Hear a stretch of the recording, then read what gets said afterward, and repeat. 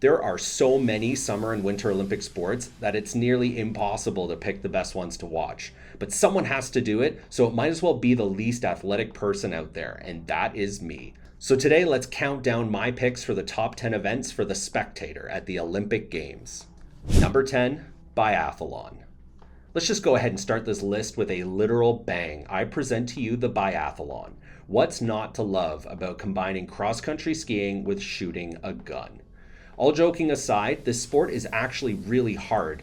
Imagine skiing your butt off for a while, then you have to slow yourself down to make a crack shot. That takes a ton of physical and mental capability, no doubt, and it's awesome for us to watch as spectators. This event made its debut at the 1960 Games in Squaw Valley. Well, it was 1960 for the men. It didn't make its debut for the women for another 32 years until 1992 in Albertville. In the 1960s and 70s, this event was dominated by the Soviet Union, but since the 80s and up until the present day, this event has been dominated by the Norwegians and the Germans. Good job, guys.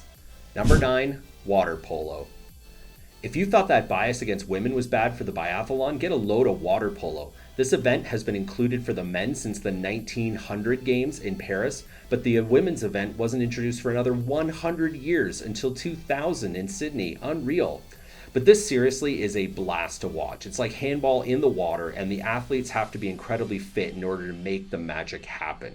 Just imagine treading water for that long. Then imagine having to do the rest of the wild stuff they do. It's crazy. And you want a spectator sport? There is an infamous water polo match known as Blood in the Water, which happened in 1956 at the Melbourne Games. Hungary and the Soviet Union faced off in the semifinal, but as the athletes were leaving for the games, the Hungarian Revolution began and the Soviet army crushed the uprising. So when these two nations finally met in the pool, there was literal blood in the water. There you go, spectators. Number 8, ski jumping. This event has been included at every single Winter Olympics for the men since the games began. Not many events can lay claim to that.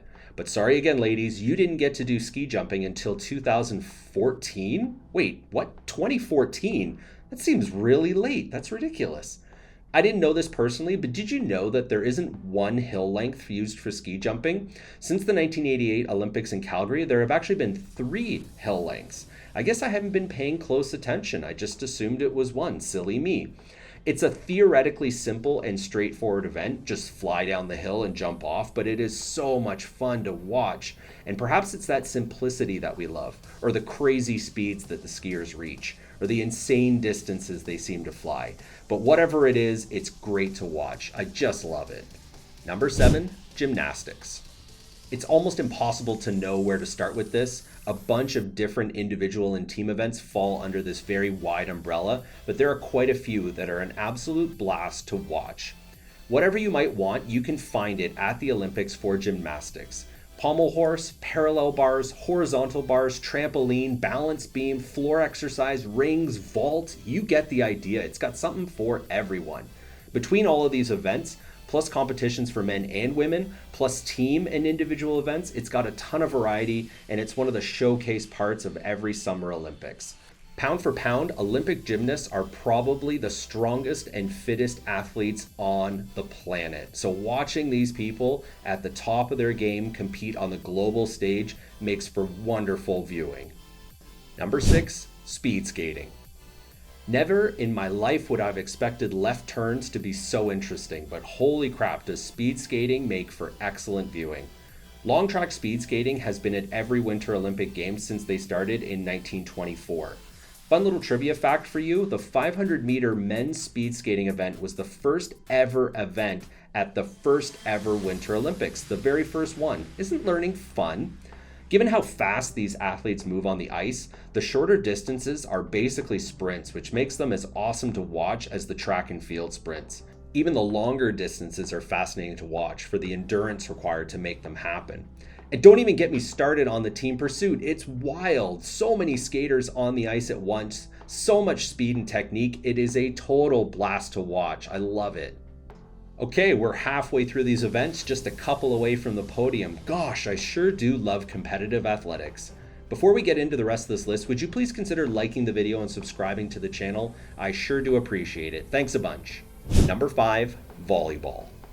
Men's or women's volleyball, 2 or 6 players, indoors or beach, whatever you had in mind for volleyball at the Olympics, it is all golden to watch. Interestingly, this is one of the few sports where both the men's and the women's events were introduced at the same time, specifically at the 1964 Olympics in Tokyo, which seemed really late to me. Didn't people play volleyball before 1964? I assumed this had been around a lot longer. One of the things that I like the most about volleyball is that it's one of the more globally competitive sports, unlike some where just a couple of countries dominate. Think of like table tennis or archery or women's hockey. It's nice to have that drama, nice to know that anyone could take home the gold. And to see athletes that are this tall be able to jump and dive with such skill and precision is wild. And hey, who doesn't love that they call a spike a kill? Really goes with the old school Olympic feel, doesn't it? Number 4, skeleton. Can you imagine the kind of psychopath that would have to have invented this sport? For those who don't know, the skeleton is where you get on some little flat sled and then ride head first, lying face down at speeds of up to 80 miles or 132 kilometers an hour down a long track of ice. What the heck is this? Just for sheer guts alone, this event is worth watching. But when you also pause to think about the speed, the aerodynamics, the gravity, and you combine it all with the athlete's split-second decision-making, it's an incredible event. And it's wildly dangerous too, there is no doubt about it.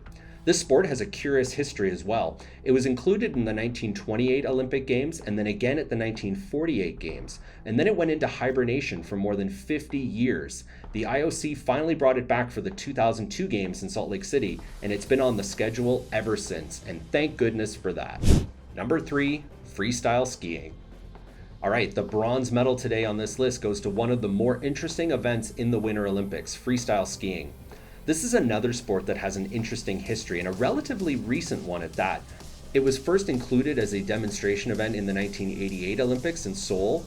They initially tried 3 events under this discipline: moguls, aerials, and ballet. Moguls and aerials eventually stuck around, but ballet never made it past the demonstration stage. Since then, they've added on to the moguls and aerials. They've included ski cross, half pipe, slope style, and big air. So at this point, there's something for everyone, and it's one of the more creative and youthful events at the Winter Games, along with other relatively recent additions like snowboarding. And it's 100% worth watching. It is so much fun. Number 2, swimming. What is there to say about swimming that hasn't already been said? It's an incredible sport for the spectators to watch, most especially the shorter races like the 50 meter or the 100 meter events, or the team relays. They're also awesome. Seriously, there are few events in all of the Olympics that are as exciting. I think one of the things I love most about the swimming events is that they actually feel accessible to the average person. Most of us have swum before, even if it's just in the backyard pool, so seeing these athletes perform is somehow relatable. I mean, most of us haven't tried pole vaulting or bobsled or luge, so something straightforward like swimming is familiar and universal. And somehow it's been getting even more interesting with more to watch, as they've recently added a marathon swimming event, 10 kilometers, you swimmers are wild, as well as mixed events with both men and women. So swimming continues to be a must-watch event at the Games. Number 1, track and field.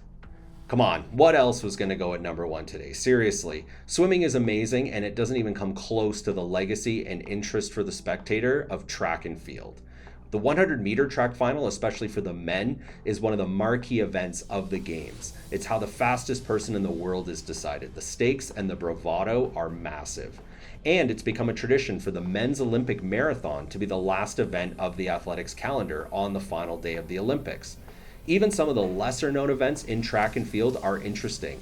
Try to convince me that you don't love seeing the high jump, or the hurdles, or the decathlon. Heck, even the shot put and the javelin are a hoot to watch.